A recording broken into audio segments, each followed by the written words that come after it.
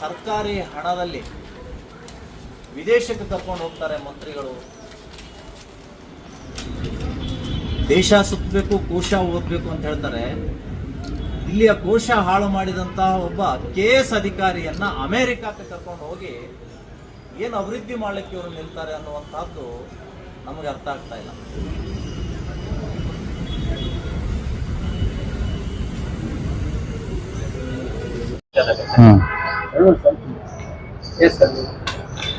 ಕಲಬುರಗಿಯಲ್ಲಿ ADC ಆಗಿದ್ದಂತಹ ಭೀಮಾಶಂಕರ್ ತೆಗ್ಗಳ್ಳಿ ಮತ್ತು ಶಂಕಣ್ಣ ವಣಿಕ್ಯಾಳ್ ಅವರು ತಮಗಿರುವಂತಹ ಅಧಿಕಾರವನ್ನ ದುರುಪಯೋಗಪಡಿಸಿಕೊಂಡು ಕರ್ನಾಟಕ ನಾಗರಿಕ ಸೇವಾ ನಿಯಮ ಗಾಳಿಗೆ ತೋರಿ ಜ್ಯೇಷ್ಠತಾ ಆಧಾರದಲ್ಲಿ ಮುಂಬಡ್ತಿ ನೀಡದನೆ ಯಾರು ದುಡ್ಡು ಕೊಟ್ಟಿದ್ದಾರೆ ಅವರಿಗೆ ಮುಂಬಡ್ತಿಯನ್ನ ಕೊಟ್ಟು ಇವತ್ತು ನಿಯಮವನ್ನ ಉಲ್ಲಂಘನೆ ಮಾಡಿದ್ದಾರೆ. ಸರ್ಕಾರ ಈ ವಿಷಯವನ್ನ ಗಂಭೀರವಾಗಿ ತೆಗೆದುಕೊಂಡು ADC ಭೀಮಾಶಂಕರ್ ತೆಗ್ಗಳ್ಳಿ ಮತ್ತು ಶಂಕಣ್ಣ ವಣಿಕ್ಯಾಳ್ ಅವರ ಮೇಲೆ ದೋಷಾರೋಪಣಾ ಪಟ್ಟಿಯನ್ನ ಶೀಘ್ರವೇ ಸಲ್ಲಿಸಬೇಕು ಅಂತ ಕಲಬುರಗಿಯ ಜಿಲ್ಲಾಧಿಕಾರಿಗಳಿಗೆ ಕಳಿಸಿಕೊಟ್ಟಿದ್ದಾರೆ. ನಾನು ಇಲ್ಲಿಯ ಜಿಲ್ಲಾಧಿಕಾರಿಗಳಿಗೆ ವಿನಂತಿ ಮಾಡ್ಕೊಳ್ತಾ ಇದ್ದೀನಿ.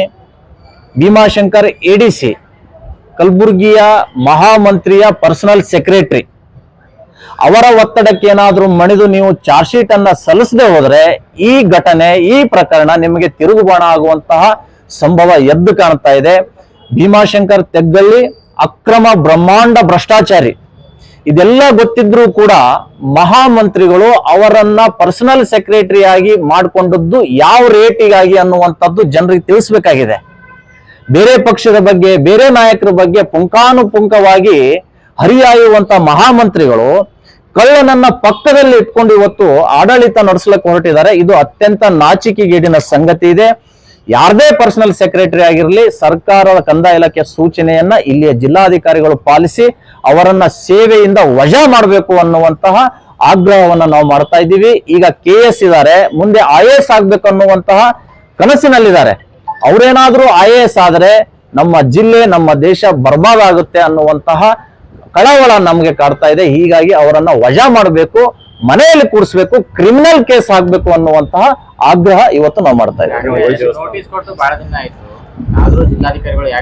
ಅದನ್ನೇ ಹೇಳ್ತಾ ಇದ್ದೀನಿ. ಅಕಸ್ಮಾತ್ ಕಂದಾಯ ಇಲಾಖೆಯ ಆದೇಶವನ್ನ ಇಲ್ಲಿಯ DC ಅವರು ಉಲ್ಲಂಘನೆ ಮಾಡಿದರೆ ನಿಶ್ಚಿತವಾಗಿ ಈ DC ಅವರ ವಿರುದ್ಧನೂ ಕೂಡ ಆರೋಪ ಪಟ್ಟಿ ಸಲ್ಲಿಸಬೇಕು ಅನ್ನುವಂತ ವರದಿ RC ಅವರಿಗೆ ಬರುತ್ತೆ ಅನ್ನುವಂಥದ್ದನ್ನ ನಾನು ಹೇಳ್ತಾ ಇದ್ದೇನೆ. ಅಷ್ಟೇ ಅಲ್ಲ, ಭೀಮಾಶಂಕರ್ ಅವರು ಸಹಾಯಕ ಆಯುಕ್ತರಾದಂತಹ ಸಂದರ್ಭದಲ್ಲಿ ಗತ್ರಿಗಿ ದೇವಸ್ಥಾನದಲ್ಲಿ 1.5 ಕೋಟಿಗಿಂತಲೂ ಹೆಚ್ಚು ಹಣವನ್ನ ದುರುಪಯೋಗ ಪಡಿಸಿಕೊಂಡಿದ್ದಾರೆ. ಇದನ್ನ ನಾವ್ ಹೇಳ್ತಾ ಇಲ್ಲ, ಸರ್ಕಾರಿ ಆಡಿಟ್ ರಿಪೋರ್ಟ್ ಹೇಳ್ತಾ ಇದೆ.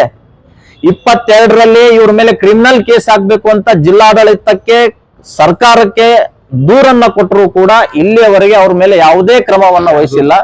ನಾನೇ ದೂರು ಕೊಟ್ಟಿದ್ದು ಗಾಣಗಾಪುರ ಪೊಲೀಸ್ ಠಾಣೆ, RC, DC, SP, ಮುಜರಾಯಿ ಇಲಾಖೆಗೆ ದೂರು ಕೊಟ್ಟರು ಕೂಡ ಹುಂಡಿ ಕಳ್ಳತನ ಮಾಡಿದಂತಹ ಈ ಭೀಮಾಶಂಕರ್ ಮೇಲೆ ಇಲ್ಲಿವರೆಗೂ ಯಾವುದೇ ಕ್ರಮ ಆಗಿಲ್ಲ. ಅಂದ್ರೆ ಇದರ ಹಿಂದೆ ಒಂದು ಕಾಣದ ಶಕ್ತಿ ಕೈ ಕೆಲಸ ಮಾಡ್ತಾ ಇದೆ ಅನ್ನುವಂಥದ್ದನ್ನ ನಾನು ಇಲ್ಲಿ ಹೇಳಿಕೆ ಬಯಸ್ತಾ ಇದ್ದೀನಿ.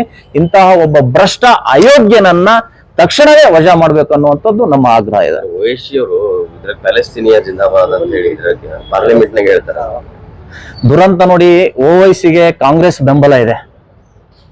ಯಾರು ಪಾಕಿಸ್ತಾನ ಜಿಂದಾಬಾದ್ ಅಂತ ಹೇಳ್ತಾರೆ ಅವರಿಗೂ ಕೂಡ ಕಾಂಗ್ರೆಸ್ಸಿನ ಬೆಂಬಲ ಇದೆ. ನಾವು ನಮ್ಮ ಬೆಂಗಳೂರಿನ ವಿಧಾನಸೌಧದಲ್ಲಿ ಪಾಕಿಸ್ತಾನ ಜಿಂದಾಬಾದ್ ಅಂತ ಕೇಳಿದ್ವಿ. ದುರಂತ ಅಂದ್ರೆ ಅದನ್ನ ಬೆಂಬಲಿಸಿ ನಮ್ಮ ಮಂತ್ರಿಗಳು ನಿಂತ್ಕೊಂಡ್ರು, ಕೂಗೇ ಇಲ್ಲ ಅಂತ ಹೇಳಿ ಸಮರ್ಥನೆ ಮಾಡ್ಕೊಂಡ್ರು ಮಹಾಮಂತ್ರಿಗಳು. ಆದ್ರೆ ಇವತ್ತು ಸಂಸತ್, ದೇಶದ ಹೃದಯ ಸಂಸತ್ನಲ್ಲಿ ನಿಂತ್ಕೊಂಡು ಅಟ್ಟಹಾಸ ಮೆರೀತಾರೆ. ಭಯೋತ್ಪಾದಕರಿಗೆ ಬೆಂಬಲ ಕೊಡುವಂತಹ ಪ್ಯಾಲೆಸ್ಟೀನ್ ಪರ ಘೋಷಣೆ ಈ ಅಸಾದುದ್ದೀನ್ ಓವೈಸಿ ಹಾಕ್ತಾರಂದ್ರೆ ಇವರ ಸದಸ್ಯತ್ವವನ್ನ ರದ್ದು ಮಾಡಬೇಕು ಅಂತ ನಾನು ಕೇಂದ್ರ ಸರ್ಕಾರಕ್ಕೆ ಒತ್ತಾಯಿಸ್ತಾ ಇದ್ದೇನೆ. ಪುಣ್ಯ ಮೋದಿ ಅವರ ನೇತೃತ್ವದಲ್ಲಿ NDA ಸರ್ಕಾರ ಆಡಳಿತದಲ್ಲಿ ಇದೆ ಅನ್ನೋ ಕಾರಣಕ್ಕೆ ಅವ್ರು ಜೈ ಪ್ಯಾಲೆಸ್ತೀನ್ ಅಂದಿದ್ದಾರೆ. ಇದನ್ನ ಬಿಟ್ಟು ಬೇರೆ ಯಾವ್ದಾದ್ರು ಪಕ್ಷ ಅಲ್ಲಿ ಆಡಳಿತ ನಡೆಸ್ತಿತ್ತಂದ್ರೆ ಅವ್ರು ಪಾಕಿಸ್ತಾನ ಜಿಂದಾಬಾದ್ ಅಂತ ಹೇಳಲಿಕ್ಕೆ ಯಾವುದೇ ಹಿಂಜರಿಕೆ ಅವರಲ್ಲಿ ಕಾಣ್ತಾ ಇರ್ಲಿಲ್ಲ. ಹೀಗಾಗಿ ನೋಡಿ, ಅವರು ಭಯೋತ್ಪಾದಕರಿಗೆ ಬೆಂಬಲ ನೀಡುವಂತಹ MIM ಪಕ್ಷ ಇದೆ. ಅದು ಹಿಂದೆನೂ ಭಯೋತ್ಪಾದಕರಿಗೆ ಬೆಂಬಲ ನೀಡಿದೆ, ಈಗಲೂ ಕೂಡ ಭಯೋತ್ಪಾದಕರಿಗೆ ಬೆಂಬಲ ನೀಡಿದೆ.